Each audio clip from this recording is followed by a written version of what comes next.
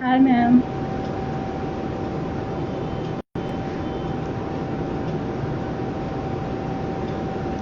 हाय दृष्टि।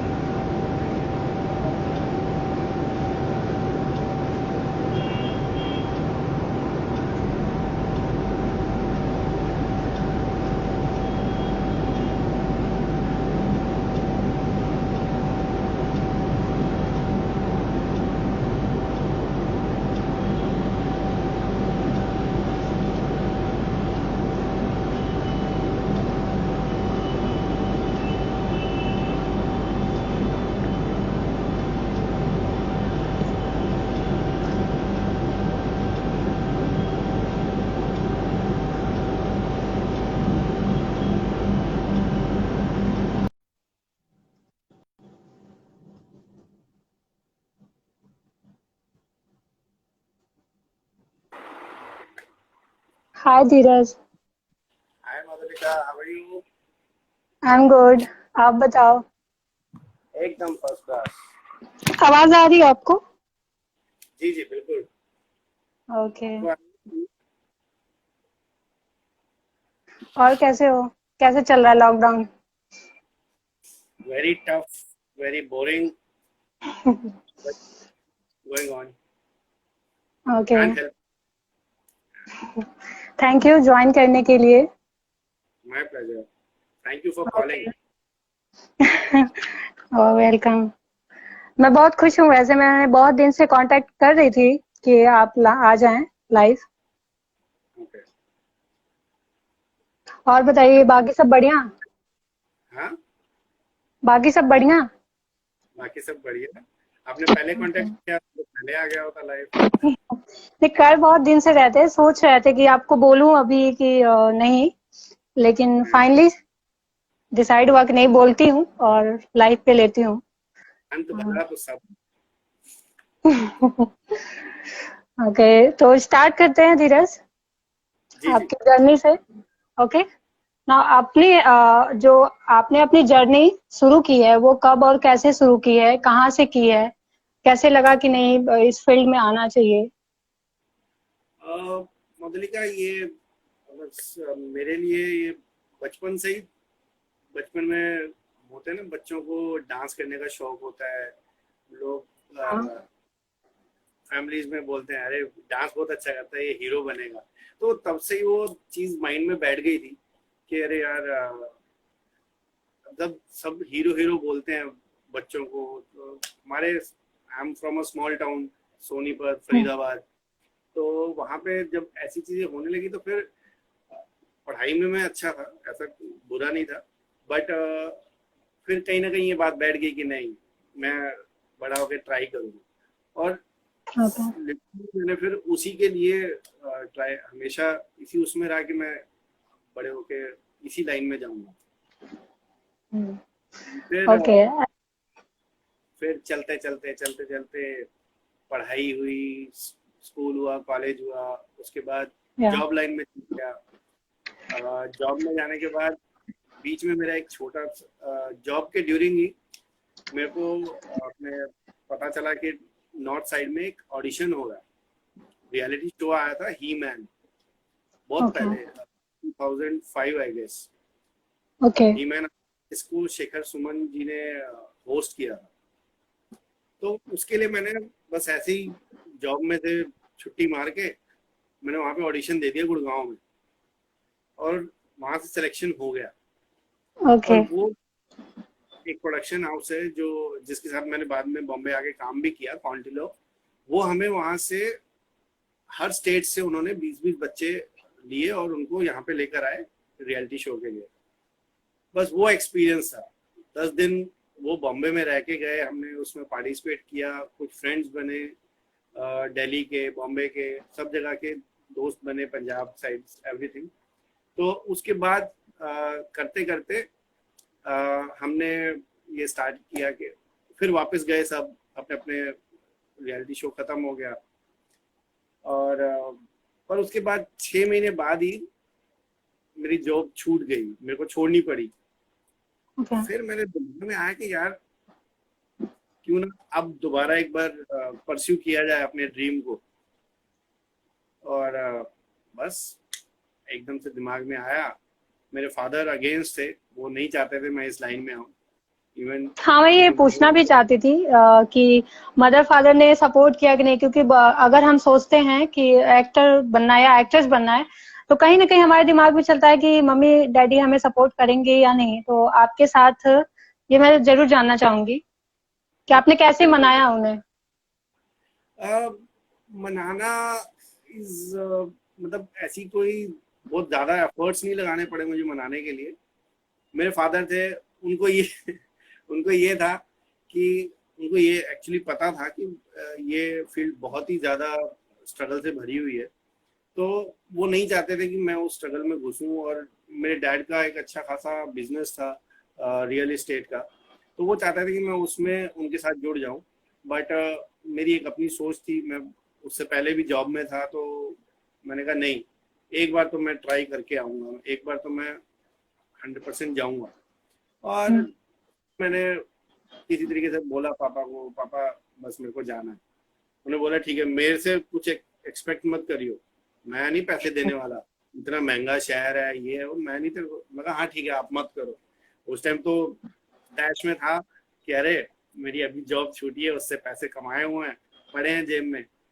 और you won't believe कि वो जितने पैसे थे मेरे पास, वो बॉम्बे आने के 1-2 महीने के अंदर ही खत्म खत्म हो हो गए। गए। ओके। क्योंकि क्योंकि मेरे को ये एक्सपेक्टेशन ही नहीं थी कि इतना इतना महंगा हो जाएगा, इतनी प्रॉब्लम होएगी।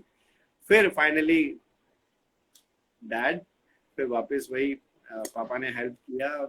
पर वो तब भी बहुत हाथ रोक के हेल्प करते थे। वो ये नहीं चाहते थे कि मैं इसको इतने पैसे दे दूं कि ये उड़ाने लग जाए। तो वो लिमिटेड मनी देते थे कि उसी इसी के अंदर करो। और उनको ये था कि ये गया है, 5-6 महीने लगाएगा, फिर वापस आ जाएगा। उनकी सोच ये थी।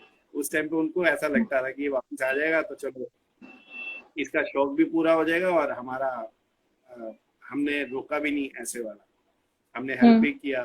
तो बट लकीली भगवान की कृपा से मुंबा देवी ने सोच मिल गए, हाँ। सोच मुंबा मिलते देवी गए। ने स्वीकार किया, ओके। स्वीकार किया। और ओके, वहां से धीरे अगर एक्टिंग के अलावा अगर हम आपके बारे में जानना चाहें कि आपको एक्टिंग के अलावा और क्या क्या चीजें पसंद है, तो उसके बारे में कुछ बताइए। धीरे एक्टिंग के अलावा मेरे को क्रिकेट बहुत पसंद है। सो हम एक्टर्स का यहाँ पे ग्रुप भी हैं, हम हमारे टूर्नामेंट्स भी होते रहते हैं। तो हाँ, वो होते हैं। तो आप किस क्रिकेट एक ग्रुप ऐसी में हैं? टूर्नामेंट के किस ग्रुप में हैं आप? टूर्नामेंट में हर बार टीम चेंज होती है। मतलब बीसीएल होता है हमारे यहाँ पे, हाँ। तो उसके अंदर टीम्स कभी इधर 100 कभी के ऊपर उधर। रन बन जाते हैं? पीसीएल में हाँ, 100 के ऊपर रन बन जाते हैं? क्या बन जाते हैं? 100 के ऊपर रन बन जाते हैं? 100 से ऊपर, हाँ। टीम के तो बन जाते हैं, बिकॉज वो छोटा टूर्नामेंट रहता है और वो स्माइली बॉल से रहता है। तो 100 से ऊपर टीम के, ओके। बट इंडिविजुअल को बनाना थोड़ा सा मुश्किल होता है। पर 5-6 लोगों ने बनाया है बीसीएल, अगर आपने कभी फॉलो किया है उसको। हाँ, तो बिल्कुल 4 मैं करती हूँ। सीजन हो चुके हैं उनके बीसीएल के। और बहुत अच्छा टूर्नामेंट रहता है, एक बहुत ही अच्छी फीलिंग रहती है उस टूर्नामेंट के थ्रू के। हमारे आनंद भाई हैं, आनंद जो इसको ऑर्गेनाइज करते हैं, और बालाजी टेलीफिल्म्स, एकता मैम। तो हम्म। एक ऐसा लगता है कि मेला लगा हुआ है यहाँ पे एक्टर्स का। सारे, हाँ, क्योंकि क्योंकि नॉर्मली सब अपने सारे अपने, एक्टर और एक्ट्रेस ही होते हैं वहाँ पे। तो ज्यादातर क्या होता है कि सब अपने शूटिंग में बिजी हैं या इधर उधर बिजी रहते हैं। तो वो एक हम्म। ऐसा प्लेटफॉर्म है जहाँ पर सब इकट्ठे आ जाते हैं, एक दूसरे से मिलना हो जाता है, बहुत पुराने पुराने दोस्त भी मिल जाते हैं। तो एक बहुत अच्छा एक्सपीरियंस रहता है उसका। तो हाँ, तो मैं बता रहा था क्रिकेट एक बहुत अच्छा, एक क्रिकेट मेरा एक है जिसको मैं बहुत पसंद शौक है करता हूँ, आपको? शौक है मेरा। और दूसरा, आई एम अ टीवी फ्रीक। मेरे को मैं सारा दिन, मेरे को एक चाय और एक टीवी, ओके। खाना चाय TV, ये 3 चीजें दे दो, मैं पूरा दिन उसमें निकाल सकता हूँ। टीवी में मेरे को मीन्स म्यूजिक, न्यूज, न्यूज़ मेरा मतलब पॉलिटिकली थोड़ा सा मैं ज़्यादा हूँ, तो उस वजह से पॉलिटिकल न्यूज़ और ये सब उसी में लगा रहता पूरा दिन। नहीं, और एक बहुत अच्छी चीज़, मेरे को रेसलिंग देखना बहुत पसंद है ओके। बचपन से। बचपन ओके। मतलब WWE नाम होता था, अब WWF नाम होता था तब, हाँ। और अब WWE हो गया है, और उसके अलग अलग फॉर्मेट्स भी हो गए, तो ये देखना मुझे बहुत पसंद ओके। आपने टेलीविजन की जो शुरुआत की थी, शुरुआती दिन में आपने एक सीरियल किया था, अन्नू की हो गई वाह भाई वाह। है तो उसमें आपका किरदार क्या था? एक्चुअली वो काफी फेमस शो था। यार। जी, अन्नू की हो गई वाह भाई वाह इज अ और वो शो वेरी आपको मिला कैसे? मतलब आपको कैसे हुआ, ऑफर कैसे हुआ वो शो? गुड है। हाँ, उसकी भी एक बहुत बहुत ही प्यारी स्टोरी है। अ, मेरे को बॉम्बे आए हुए 1 डेढ़ साल हो चुका था जब और 1 डेढ़ साल के अंदर मैंने उस टाइम पे वन डे टू डे महीने का ऐसे 2 2 3 3 दिन का काम मिलता था, उसी के ऊपर मतलब चलता था सारा चीजें, और ऐसे करते करते 1 डेढ़ साल निकल गया। और hmm. And time my dad got diagnosed with cancer. तो हाँ। मेरा ऑलमोस्ट पैकअप हो गया था बॉम्बे से, ऑलमोस्ट ओके। मतलब मैं पूरा प्लानिंग कर चुका था कि अभी मुझे वापस चलना चाहिए, कुछ पापा को भी टाइम चाहिए, उनके साथ भी टाइम बिताना है, और साथ में एक ये था कि कितना और कितना स्ट्रगल करूंगा, मतलब एफर्ट्स कितने और कितने डालूं। एंड सडनली दैट टाइम मैंने बहुत पहले एक ऑडिशन दिया हुआ था टोनी सर के, टोनी सर जो हमारे प्रोड्यूसर थे उस शो के, वो हम्म। उनका ऑडिशन हाउस है डीजेस, तो उसके अंदर मेरा मैंने दिया हुआ था audition.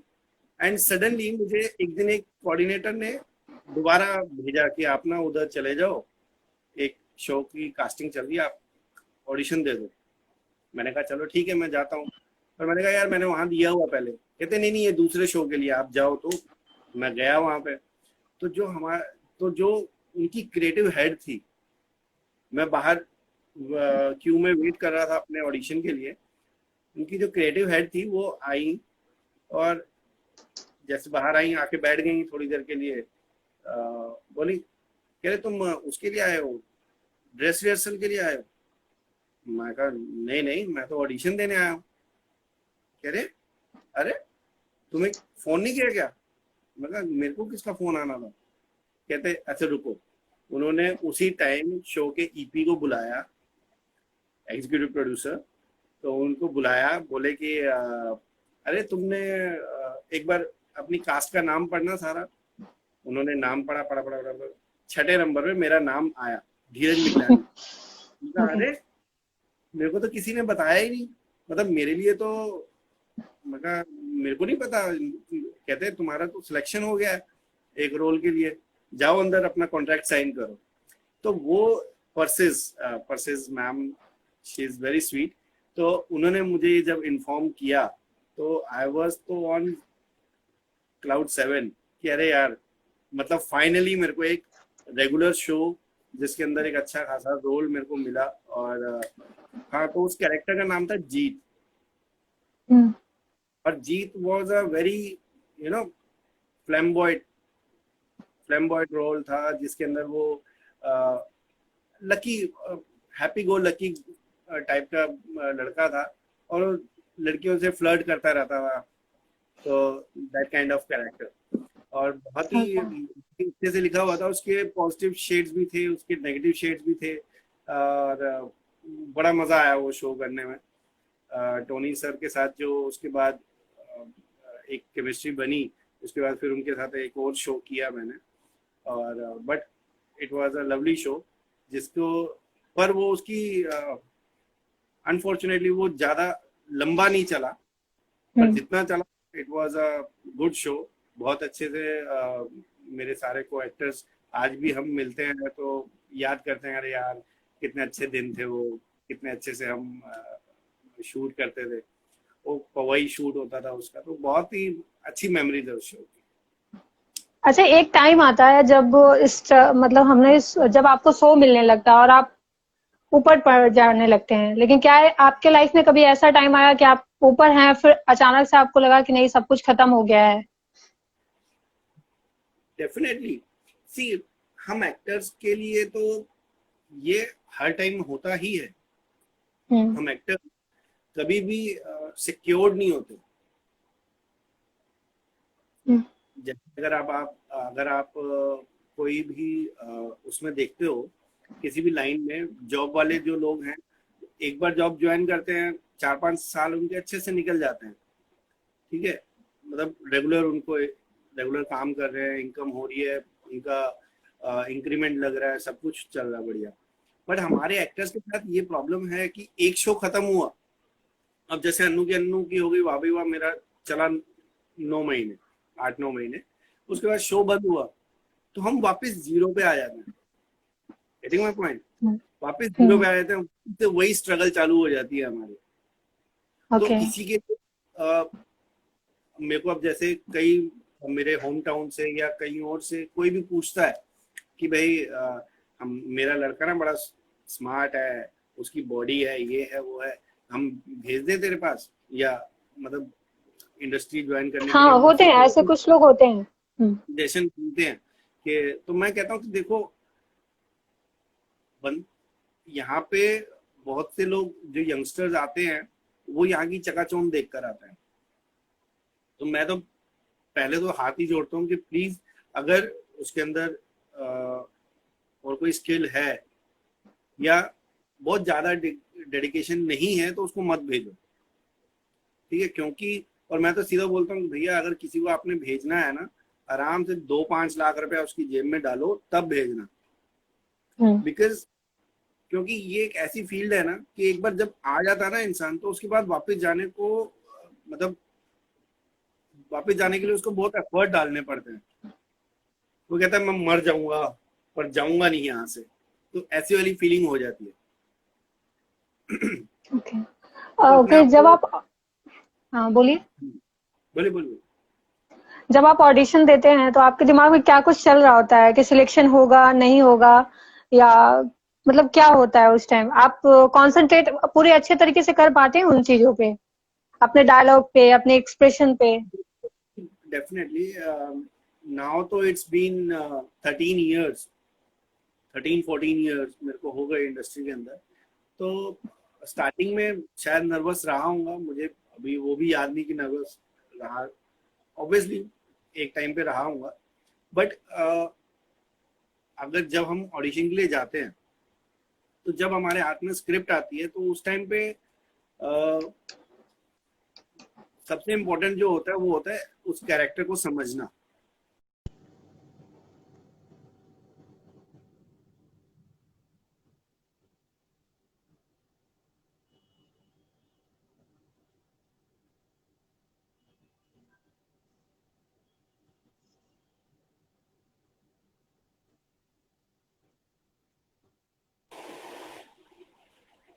I think network issues. Okay, हाँ, सबने आपको हाय बोला है। क्या एक्चुअली मैं, मैं नाम, हाँ मैं नाम ले लेती हूँ, जैस्मिन, हाँ, हाय जैस्मिन। प्रीति, आई प्रीति। थिंक मनीषा, हाय प्रीति, और अब मनीषा, मनीषा जी। सौरभ, और सॉरी मुझे, और इनका तो नाम सुना होगा आपने, अमान। ये बहुत बड़े आरजे हैं। आरजे कौन? आरजे अमान। अच्छा, आरजे अमान। हाँ, इनका नाम सुना होगा आई थिंक आपने, काफी बड़े आरजे हैं। इनका शो एक्चुअली आता था, द अमान शो। अच्छा, कौन सी फ्रीक्वेंसी पे? रेडियो मिर्ची पे थे ये। ओके, हाय अमान जी।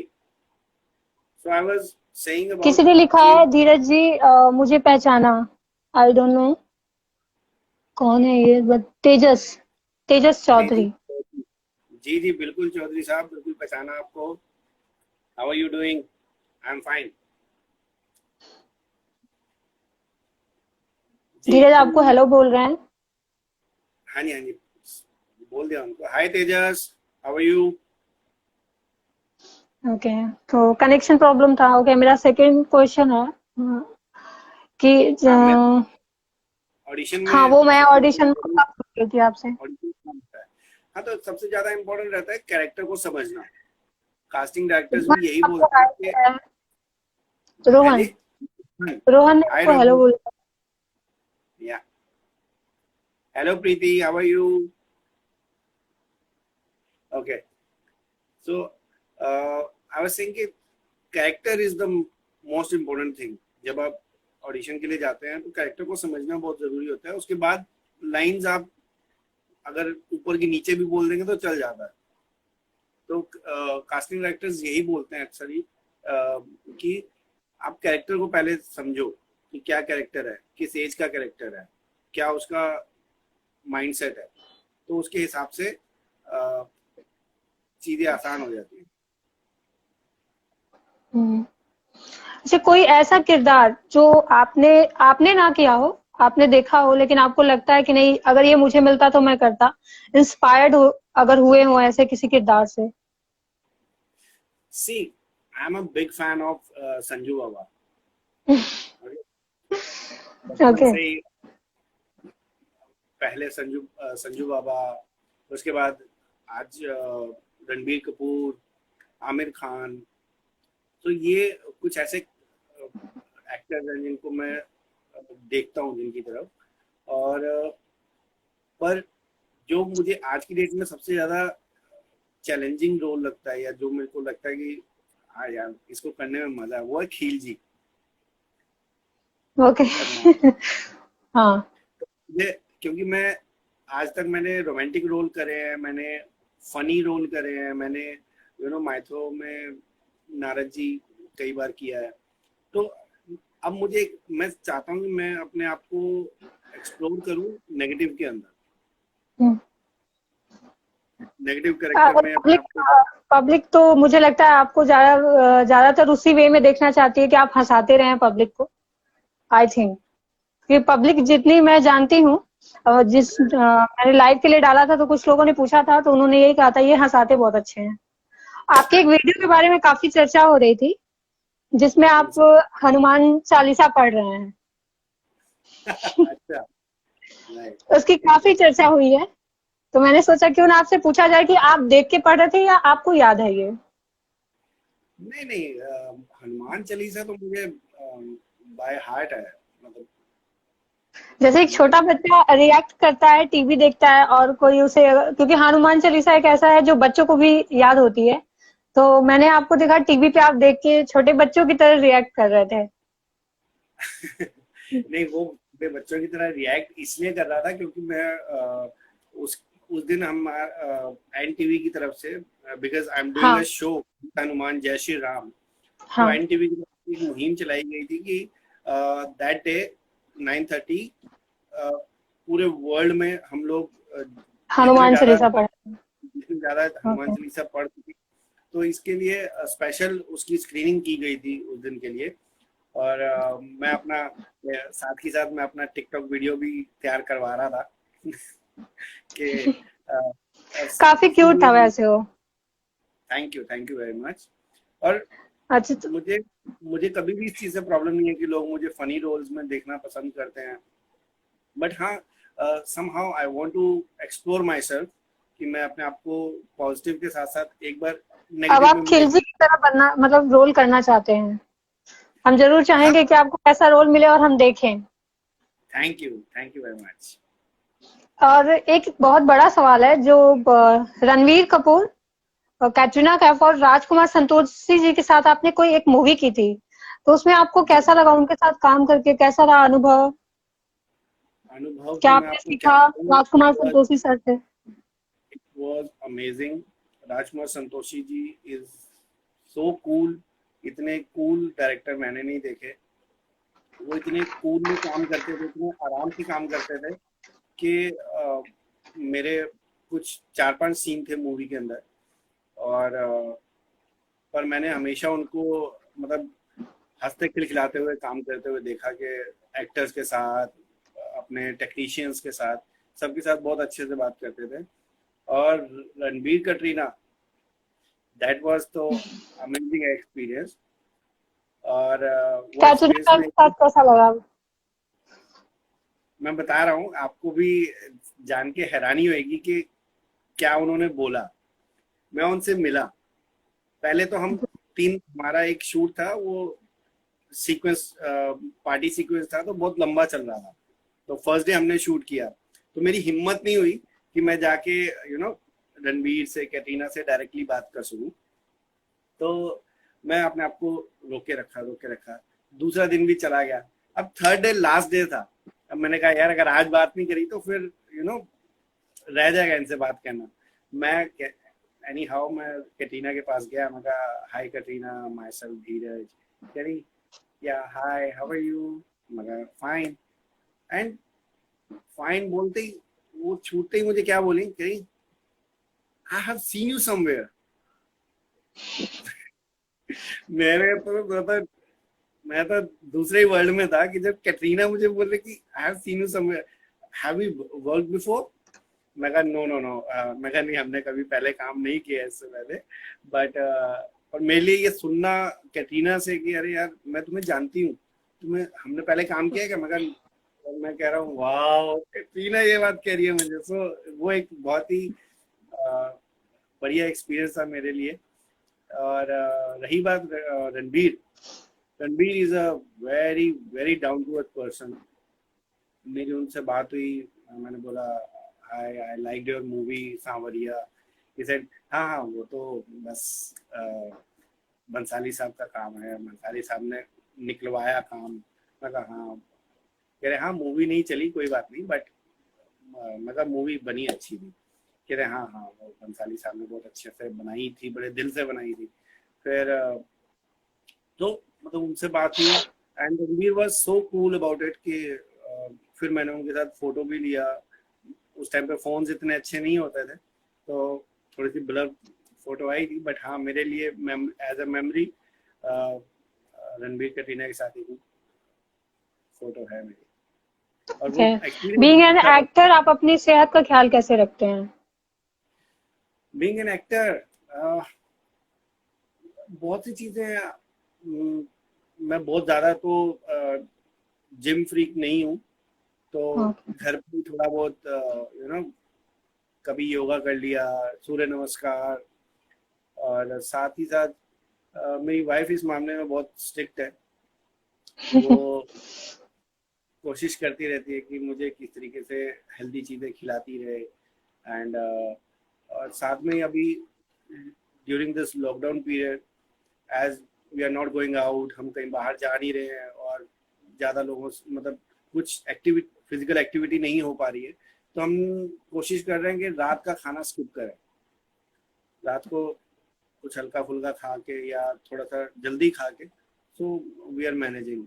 अदरवाइज ऐसा कुछ बहुत ज़्यादा नहीं है, बट हाँ मैं कोशिश करता हूँ कि आसपास में कहीं पे योगा क्लास चला जाऊँ। लॉकडाउन से पीरियड पहले, लॉकडाउन के पीरियड से पहले मैंने पार्क भी जाता था, थोड़ा बहुत घूमना, मॉर्निंग वॉक, इवनिंग वॉक, उस पर चला जाता था। बट वेरी बाहर निकलने के बाद, जब आप लॉकडाउन से पहले जब बाहर निकलते थे तो लोग सेल्फी लेने के लिए परेशान करते होंगे। वो एक मोमेंट होता है एक्टर के लिए। हाँ देखिए, एक्टर उसी चीज का भूखा होता है, उससे हम्म। मुझे तो एटलीस्ट प्रॉब्लम नहीं होती थी। क्योंकि अगर कोई मुझे मुझे पहचानता है, मेरे साथ आके सेल्फी खिंचवाता है, तो मेरे लिए तो बहुत बड़ी बात है, मेरे लिए बहुत, मैं उसको बहुत अच्छा मानता हूँ कि कहीं ना कहीं मेरे काम को एक पहचान मिल रही है उससे, कि लोग हाँ। मुझे पहचानते हैं। पर मुंबई में क्या होता है ना, लोग आपको पहचानते हैं पर हिचक हिचक चाहते, हाँ, मतलब हेजिटेशन झिझक होती है। झिझक होती है कि मैं जाके बात करूं नहीं करूं। मतलब जो छोटे शहर हैं, दिल्ली है या कहीं और है, वहां पे तो लोग बड़े ब्लंटली अरे वो एक्टर है, चलो चलो चल फोटो खिंचाते हैं। पर बॉम्बे में वैसा नहीं है, बॉम्बे में वैसी मार नहीं है कि, क्योंकि हर किसी को एक्टर कहीं ना कहीं दिख ही जाता है। तो हाँ। बॉम्बे में लोग पूछते हैं कि हम जाके बात करें नहीं करें, पर जो भी मिलता है, अगर कोई मुझसे मेरे पास आता है तो मेरे को तो बहुत खुशी होती है कि कोई मेरे पास आके मेरे साथ सेल्फी खिंचा रहा है। अच्छा, अभी कोविड-19 चल रहा है, कोरोना वायरस चल रहा है, तो इससे बचने के लिए आप क्या कर रहे हैं? क्या आप बाहर जाते हैं तो मास्क लेते हैं? क्योंकि बहुत लोग ऐसे ही मार्केट में अभी भी चल रहे हैं, उन्हें इसकी समझ नहीं है कि नहीं हमें इससे बचना है। तो कुछ ऐसे लोग हैं, उनको भी आप क्या कहना चाहेंगे? मधु, ये एक ऐसी बीमारी है जिसके बारे में किसी को पता नहीं था, ठीक है। हम्म। सडनली एक गई, और उसके बाद बहुत सी नॉलेज बहुत तरीकों से दी जा रही है, और मुझे लगता है कि जिन लोगों की आप बात कर रही हैं वो लोग बहुत कम होंगे, बट मोस्टली लोगों को पता है कि एक तो 10 मिनट हाथ धोने, अच्छे से धोने, आगे पीछे सब तरीके से धोना, और मास्क पहन के बाहर निकलना है, और आपको हैंड में ग्लव्स पहन के निकलेंगे, आपको इन्फेक्शन का डर कम है। तो ये सब चीज़ें हैं जो आपको फॉलो करनी ही पड़ेंगी, अदरवाइज आप अपने लिए, अपनी फैमिली के लिए एक प्रॉब्लम बन जाएंगे। हम्म। अच्छा, मैं पटना से हूँ, तो बिल्कुल एक बिहारी क्वेश्चन तो बनता है। जी भोजपुरी जी फिल्मों में अगर मौका मिला आपको, तो क्या आप काम करना चाहेंगे? जी, डेफिनेटली। ओके। भाई, काम तो काम है। हाँ, मुझे भोजपुरी शायद उतनी अच्छी नहीं आती है, बट भोजपुरी समझ तो लेता ही हूँ, हल्की फुल्की। ओके, आप समझ और लेते हैं। तो रिंकी फिर आके पटना, हाँ, क्या क्या? नहीं, रिंकी फिर से आके बोलिए। तो फिर पटना आने के बारे में क्या सोचा है आपने? पटना, भाई देखिए, पहले तो एक कोरोना खत्म हो जाने दीजिए। कोरोना खत्म बिल्कुल, होएगा, अभी मैं कुछ भी नहीं रही हूँ। ये कोरोना वायरस खत्म होने के बाद ही का ये क्वेश्चन है, अभी पूछ रही हूँ सिर्फ। हाँ, डेफिनेटली डेफिनेटली पक्का पटना आने का जरूर बनाऊंगा कुछ ना कुछ प्रोग्राम। और अगर चांस बना तो भोजपुरी में भी काम करेंगे। आप टिकटॉक पे भी हैं, जी। उस पे वीडियो सुनाते हैं, काफी लोग पसंद कर रहे हैं। कैसा रिस्पांस कैसा आ रहा है आपको? रिस्पॉन्स अच्छा आ रहा है, बट लॉकडाउन के स्टार्ट में तो मतलब ऐसे लोगों का समझ कहना है कि लो, टिकटॉक बंद कर देना चाहिए, इस पे क्या कहिएगा आप? टिकटॉक बंद कर देना चाहिए। उसमें मैं ये बोलूंगा कि आपको टिकटॉक बंद करना है तो गवर्नमेंट को ये डिसीजन लेना चाहिए। क्योंकि अगर मेरे पास एक मीडियम है, अपनी बात को मजाक के तौर पे बोलने का, अपने सेंटिमेंट्स को शो करने का। तो अगर देशभक्ति के नाम पे अगर आपको एक वो चीज करनी है कि मैं देशभक्त हूँ, इस वजह से मैं टिकटॉक को मना कर रहा हूँ, तो मैं तो हम्म। बहुत से ऐसे लोग देखता हूँ जो देशभक्ति की बात तो बहुत करते हैं, पर टिकटॉक पे उनके वीडियो भी उतने ही ज्यादा आते हैं। हाँ, मतलब बिल्कुल। एक ऐप को देशभक्ति से जोड़ना मेरे लिए, मैं समझता हूँ कि गलत है। अगर गवर्नमेंट ये बोलती है, मैं गवर्नमेंट की बात मानूंगा कि हाँ ठीक है, टिकटॉक को बैन कर दिया। जैसे पहले भी एक बार एक केस ऐसा हुआ था, तब टिकटॉक बैन हुआ था तो किसी ने नहीं यूज किया था ना। आज लोग देशभक्ति को इस वजह से देखने लग गए हैं कि अच्छा, ये टिकटॉक पे बनाता है तो ये देशभक्त नहीं है। ये गलत है, ये आपके गलत नजर में ये गलत है। ओके। है। मैं कहता हूँ अगर गवर्नमेंट बैन कर देगी तो मैं भी नहीं यूज करूंगा। सिंपल सी बात है। हम्म। अगर गवर्नमेंट बोल रही है कि बनाओ, गवर्नमेंट को उससे कुछ आ रहा होगा तभी वो बैन नहीं कर रही है। हाँ। As okay. Simple as that. कोई ऐसी मूवी रणवीर कपूर और कैटरीना कैफ के अलावा ऐसी कोई मूवी जो आपने की हो? एक्चुअली रणबीर कटरीना वाली तो मेरी एक सेकंड मूवी थी। उससे पहले मेरी एक बहुत ही प्यारी सी मूवी एक बनी थी, ASCII.in, जो मेरी हम्म। मूवी भी थी, पर ड्यू टू न्यू कमर्स, एक छोटे बजट की मूवी थी, न्यू कमर्स थे सारे, हमारे प्रोड्यूसर धीरज। मिस्टर हाँ जी। धीरज, आपके ये जो तेजस हैं, इन्होंने आपसे पूछा है कि आप किस एरिया में रहते हो मुंबई में, और ये आपका फोन नंबर भी मांग रहे हैं।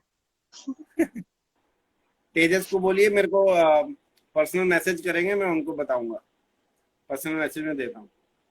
हाँ, उन्होंने सुन लिया होगा पक्का। जी जी डेफिनेटली। हम्म। तेजस को मैं हाँ, तो आप बता रहे थे पर्सनली। अपनी मूवी के बारे में। हाँ जी। तो आशिकी डोटे ने एक मूवी आई थी जो मेरी डेब्यू मूवी थी, जिसके अंदर सब न्यू कमर्स थे, छोटे बजट की मूवी थी। तो ड्यू टू लो बजट वो ज़्यादा जगह पे रिलीज नहीं हो पाई थी। बट पर उस मूवी के लिए मूवी का उस वजह से वो मूवी इतनी प्रमोट नहीं हो पाई। हमारे प्रोड्यूसर मिस्टर अमित छेड़ा मिस्टर अमित छेड़ा ने बहुत अच्छे से उस मूवी को बनाया, प्यार से बनाया। और मेरे को अच्छा लगता है कि अगर वो मूवी अच्छा काम करती, क्योंकि उसके अंदर I was in second lead. तो एक एक अलग ही फीलिंग होती है उस चीज की। रणबीर के पार्थ हैं जिन्होंने आपको हेलो भी बोला है, और उन्होंने बोला है तेजस जी को कि मैं नंबर सेंड कर दूंगा। इन्होंने कहा है कि आपकी ऑसम मूवी थी ये। Thank you Parth, love you bro. जी। अच्छा, हम्म। एक क्वेश्चन आया था पिया जलोटा कि आप बिग बॉस में क्यों नहीं आते, राइट? ओके, हाँ। तो उनको मैं ये बताना चाहता हूँ कि बिग बॉस अगर बुलाएंगे तो definitely I go for that, क्योंकि आप वो जानते हैं जरूरी। वहां आप पूरी दुनिया से दूर हो जाएंगे, सिर्फ 13 लोगों के बीच में, आई थिंक 13 या 16 लोगों के बीच में आपको पूरे 3 महीने, अब इस बार तो काफी लंबा चला। अब इस लॉकडाउन का फायदा आप यहाँ से मिल सकता है। लॉकडाउन में लेकिन फिर भी आप फैमिली के साथ हैं। अगर आप लॉकडाउन में भी हैं, घर के अंदर भी हैं, हमारे लिए तो बिग बॉस अभी फिलहाल मोदी जी हैं, लेकिन अब हम कह सकते हैं कि हमारी फैमिली हमारे साथ है, वहाँ हमारी फैमिली नहीं होती है, हम किसी को जानते हैं और किसी को नहीं जानते हैं। नहीं तो मेरा नेचर जो है ना, बाय नेचर मैं बहुत एक्सट्रोवर्ट हूँ। मेरे को नए लोगों से मिलना, नए लोगों से दोस्ती बनाना, दोस्त मतलब एक्सप्लोर करना अच्छा लगता है। तो मेरे लिए हम्म। मेरे लिए वो बेस्ट टाइम होएगा कि वो 12 लोग जो और होंगे, तो उनमें से कम 4-5 को तो मैं अच्छे से दोस्त बना के निकलूंगा घर। हम गॉड से प्रे करेंगे कि आपको बिग बॉस जरूर बुलाएं, और हम आपको बिग बॉस में तो देखें ही देखें इस साल। थैंक इस यू साल तो वेरी मच। पॉसिबल नहीं लग रहा, अब नेक्स्ट ईयर ही नहीं, हो सकता है। अक्टूबर अक्टूबर तक कर देंगे, हाँ। क्योंकि वहां सब कुछ अंदर ही है। एक बार सैनिटाइज करके अंदर डाल दिया तो सेट है मामला। आपका एक शो आता है कहत हनुमान जय सिया राम, इसमें आपका जो रोल है उसे आप कितना एंजॉय करते हैं, आपको कितना पसंद आता है अपना रोल? सी, माइथोलॉजिकल शोज मेरे दिल के बहुत करीब हाँ। है। एज आपने वो मुझसे आपकी पूछा था। वीडियो से पता चलता है, वो आपके वीडियो से पता चलता है। मैं उसे शेयर भी करूंगी अपने पेज पे। Thank you thank you. तो मैं आपको बता रहा हूँ कि माइथोलॉजी से मुझे, मेरी मदर बहुत रिलीजियस हैं, ठीक है। उनको देखते देखते ही हम बड़े हुए हैं, तो हमारे अंदर भी वही रिलीजियस थॉट्स हैं। तो अ, इससे पहले मैंने माइथोलॉजिकल जितने भी शोज करे हैं सब में मैंने नारा जी प्ले किया है। एज आई टोल्ड यू कि ओके। 4-5 शोज ऐसे कर चुका हूँ जिसके अंदर मैंने नारा जी प्ले किया था। और इस बार मुझे फॉर अ चेंज मुझे भृंगी का रोल मिला। नंदी भृंगी जो शिव जी के गण रहते हैं।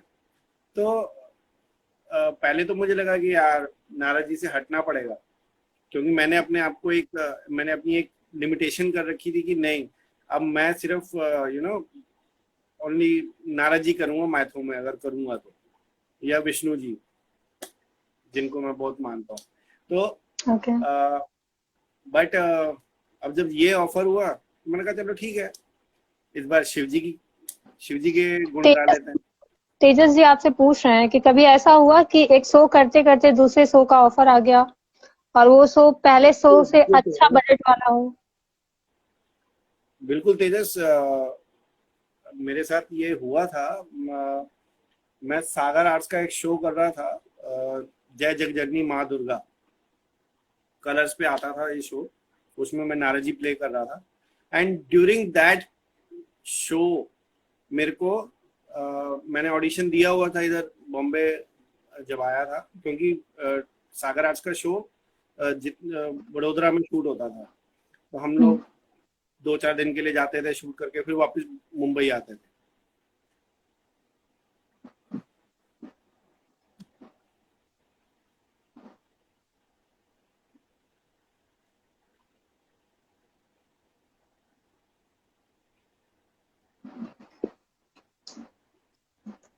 जी फिर से नेटवर्क प्रॉब्लम।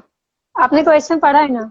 इनका पूरा क्वेश्चन ये है कि ऐसा कोई शो हो जो करते करते एक शो का ऑफर आया हो और आपको मलाल रह गया हो कि काश वो कर लेना चाहिए था।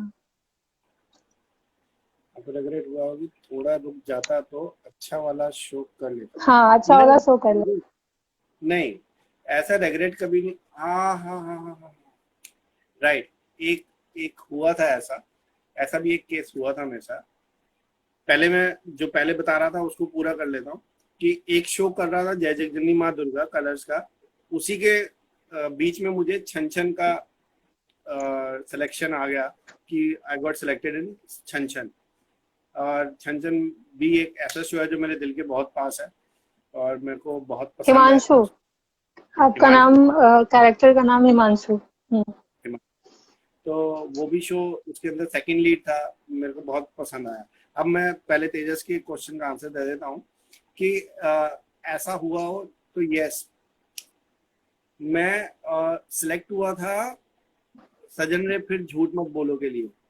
उसमें सिलेक्शन हुआ था हुसैन के बड़े भाई के लिए। हाँ, ये मेरा क्वेश्चन भी था वैसे कि, क्योंकि उस पे कंट्रोवर्सी हुई थी थोड़ी बहुत, और मतलब मीडिया में ऐसी बात आई थी कि वो शो जो बड़े भाई का था, हुसैन के बड़े भाई का, वो रोल आपको मिलने वाला था, बट किसी रीजन से वो मिला नहीं। तो ये मेरा क्वेश्चन है। शो मिल गया था, मेरा कॉन्ट्रैक्ट साइन हो गया था, सब ओके था। छन छन भी उन्हीं का शो था, जो प्रोडक्शन हाउस है, तो मेरे बहुत अच्छे रिलेशंस थे उनके साथ। बड़े काफी टाइम बाद उनके साथ ये शो कर रहा था मैं। तो जनरे फिर झूठ मत बोलो के लिए मैंने साइन कर लिया, सब कुछ हो गया, पर वो भी एक एक करके कैरेक्टर्स को रिवील कर रहे थे शो के अंदर। एंड सडनली उसी टाइम पे जो वेटिंग पीरियड था 1-1.5 महीने का, उसी के बीच में मुझे आया तेनाली रामा के लिए कॉल। तेनाली रामा के लिए मुझे कॉल आया, पर उसमें मुझे गंजा होना था। तो एक कंफ्यूजन वो था, और पर उसके अंदर और कैरेक्टर यहाँ पे अच्छा था, पर बाद में और मेरे तो मुझे तेनाली रामा वर्कआउट नहीं हो पाया उस चक्कर में। और जब बाद में यहाँ पे बात हुई, तो यहाँ पे प्रोडक्शन की तरफ से ये आया कि चैनल ने अभी उस कैरेक्टर को हटा ही दिया है, बिकॉज कैरेक्टर्स बहुत ज्यादा हो गए थे शो के अंदर, तो उन्होंने वो कैरेक्टर ही हटा दिया। And I was feeling so bad that time के यार, मैंने तेनाली को उस टाइम पे परस्यू करना चाहिए था, और मुझे उस चीज के लिए आज थोड़ा सा रिग्रेट होता है कि उस टाइम पे शायद डिसीजन जल्दी लिया होता तो आज तेनाली कर रहा होता। ओके। और इनका एक और क्वेश्चन है कि शिल्पा शिंदे जी के साथ काम किया है कि नहीं आपने?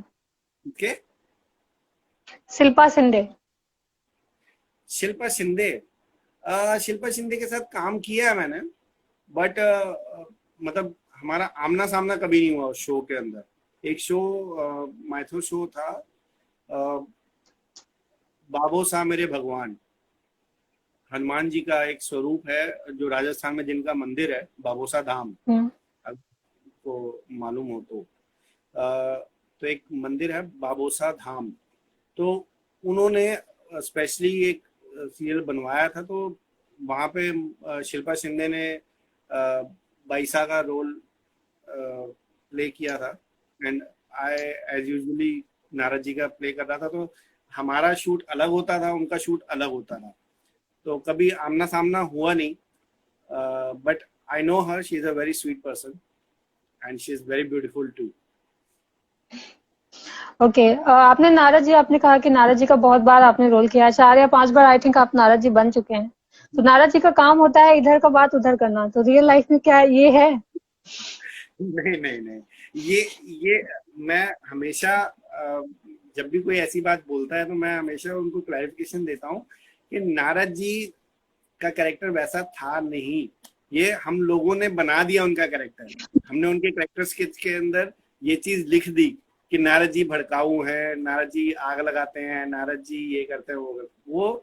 वो लेकिन टीवी में नारद तो वही जी दिखता है।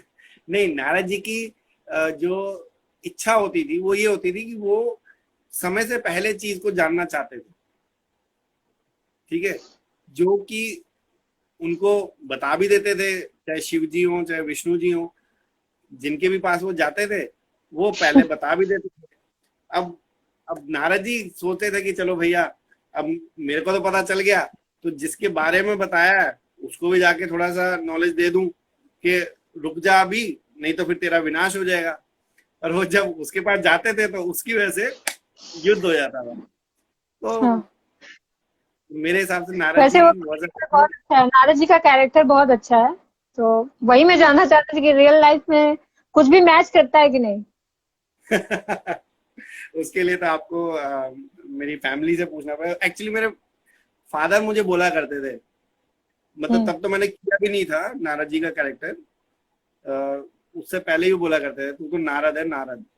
तो एज आई टोल्ड यू कि लोगों की सोच है कि कोई भी इधर से उधर करता है तो वो नारद जी कहलाता है।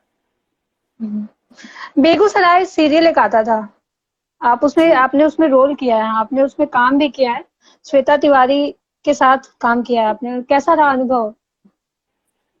अनुभव, Shweta Tiwari is a gem of a person, मतलब वो, शिवांगी जोशी भी थी उसमें।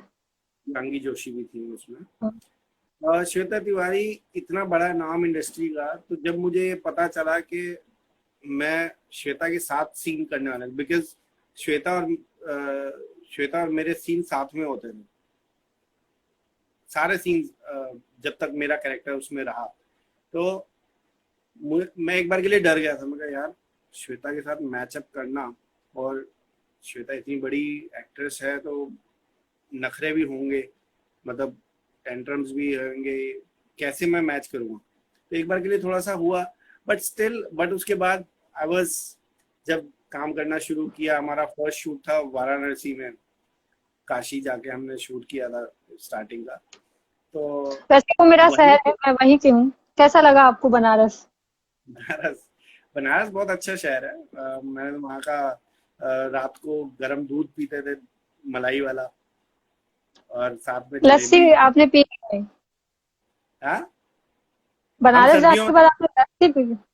तो क्या हुआ? वो ट्राई करना चाहिए था, बनारस का फेमस है। लस्सी, लस्सी भी हाँ। मेरे को बहुत पसंद है।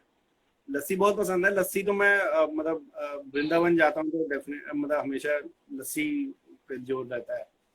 पर वहां पे उस टाइम पे गर्मी के सर्दियां थी, तो हमने तो जलेबी और साथ में हम्म। गर्म दूध, वाह, मजा आया। शहर तो बहुत अच्छा है ही है, वहाँ का खाना भी बहुत बढ़िया है। तो वहां से जो हमारी बॉन्डिंग बनी स्टार्टिंग से, श्वेता और मेरी, तो वो बहुत ही अच्छी रही पूरा, पूरे शो के टाइम पे। She is so knowledgeable. उसने उनको, जहाँ पे मैं थोड़ा सा ढीला पड़ता था वो मुझे बोलते, अरे ऐसे मत कर, पागल है, ऐसे कर, ऐसे कर। तो मतलब इतना, इतनी क्लोजनेस हो गई थी, हम इतने अच्छे से सीन्स करते थे कि कभी ऐसा लगा ही नहीं कि मैं एक श्वेता तिवारी, जो मतलब कसौटी के बाद से जो सुना था उनके बारे में कि इतनी बड़ी आर्टिस्ट ये और वो, तो वैसा उन्होंने कभी दिखाया नहीं। But she was very sweet to me, and hmm. बाद भी हमारे काफी अच्छे ताल्लुकात हैं आज तक भी। बहुत अच्छे से हम मिलते हैं, प्यार से बुलाती हैं, उनके गणपति होते हैं, गणपति पे जाते हैं, डांस मस्ती सब बहुत अच्छा। ओके। एक गेम खेल लेते हैं, लेकिन आपको उसका जवाब तुरंत देना होगा, सोचना नहीं है। Okay, actor. संजू सोचना दत्ता। नहीं है। हाँ, actress. Actress, Katrina Kaif. Director, director Anurag Basu. Holiday destination, Kashmir, in India and Switzerland outside. Colour, red. प्यार, वाइफ। ओके। ओके, आपके आने वाले प्रोजेक्ट कौन कौन से हैं? क्या आप कभी सीरीज में दिखेंगे? अभी सीरीज का जो चलन चल रहा है, सबसे ज्यादा सीरीज ही बन रहे हैं। सीरीज बन रहे हैं बट अनफॉर्चुनेटली मुझे नहीं पता चल पाता कि सीरीज का कास्टिंग कहाँ हो रही है, क्या हो रहा है। I would request all the casting directors कि अगर कहीं पे मेरे लायक कोई कैरेक्टर हो सीरीज के अंदर तो प्लीज डू कांटेक्ट मी। बाकी हम्म, शो तो मेरा अभी एक कहत हनुमान जय श्री राम जो है एनटीवी पे, वो तो रनिंग है अभी। वो रनिंग है। अब शूट, ये लॉकडाउन के बाद शूट रिज्यूम करेंगे हम। देखते हैं उसमें कैसा रहता है, और फिर एक बार खुलने के बाद ही पता चल पाएगा कि आगे के प्रोजेक्ट्स क्या क्या हम कर सकते हैं। ओके, तो ये तो रहा मेरा सवाल। जी। और आपसे बात करके भी मुझे बहुत अच्छा लगा। मैं से गॉड से जरूर, भगवान से ये प्रे करूंगी कि आपको शो मिले, और बहुत अधिक से अधिक शो मिले, ताकि फिर से मैं दोबारा आऊं और नए शो के बारे में बात करूं, और आपके साथ ये छोटा सा जो गेम है इसे और बड़ा करूं, ताकि आप जवाब देने में सोचें। बिल्कुल बिल्कुल, आप जब भी चाहें, जब आपका दिल करे तब आप मुझे मैसेज कीजिए। मैं आपके साथ दोबारा से लाइव आने के लिए मैं भी वेट करूंगा। पर अभी मैं अ, देख रहा हूँ कि एक बार ये जो तेजस के क्वेश्चंस। कुछ क्वेश्चन है, हाँ, तेजस के कुछ क्वेश्चंस हैं। सर, आप बीसीएल में पहले कोलकाता बाबू मोसाय में थे, हाँ। बाद में अहमदाबाद में। तेजस ने तेजस ने काफी रिसर्च की है मेरे ऊपर। हाँ, बिल्कुल। हाँ। हाँ, क्या पूछ रहे हैं आप? बताएंगे मुझे क्वेश्चन, मैं देख नहीं पा रहा हूँ। हाँ, इन्होंने पूछा है कि पहले आप कोलकाता में थे, फिर अहमदाबाद, फिर आजमगढ़ रॉयल्स में, लेकिन सर आप खेलते क्यों नहीं हो? मतलब आप सिर्फ दिखते हैं, खेलते क्यों नहीं है? सिर्फ आप ओके। सपोर्ट करते हैं टीम को, ऐसा क्यों?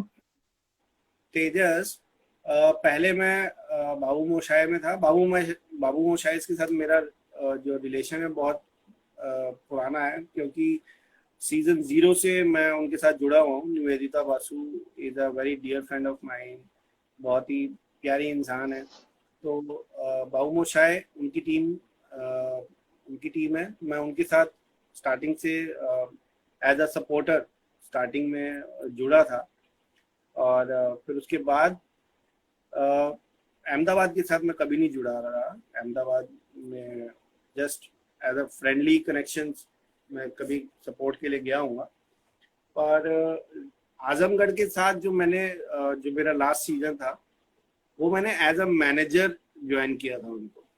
मतलब I was okay, managing the team, I was not player in that. तो इस ओके, वजह से, और ये फॉर्मेट जो है ना, ये बहुत छोटा फॉर्मेट है। इसके अंदर बहुत ज्यादा गुंजाइश नहीं रहती चेंजेस करने की। और डेफिनेटली नेक्स्ट सीजन में you will see me play. आप देखोगे कि मैं खेल रहा इस बार खेलूंगा। दिया का भी एक क्वेश्चन है, खतरों के खिलाड़ी में अगर आपको ऑफर मिलता है तो क्या आप जाएंगे? खतरों के खिलाड़ी मेरे लिए थोड़ा सा मुश्किल हो जाएगा दिया, बिकॉज मैं हूँ एक प्योर वेजिटेरियन पर्सन, और वहाँ के जो टास्क रहते हैं वो बहुत ही ज्यादा, मतलब कीड़े मकोड़े, और उसके अंदर और बाहर शूट होता है। बट हाँ, as a daredevil I will definitely go, क्योंकि मुझे खतरों के मेरे को अच्छा लगता है कि मैं कुछ अलग करूं। मैं इस तरीके के अपने फियर्स को ओवरकम करूं। तो डेफिनेटली मैं जाना चाहूंगा विद आपको विद डर किससे कंडीशन। लगता डर किससे लगता है? घर पे तो बीवी से। है?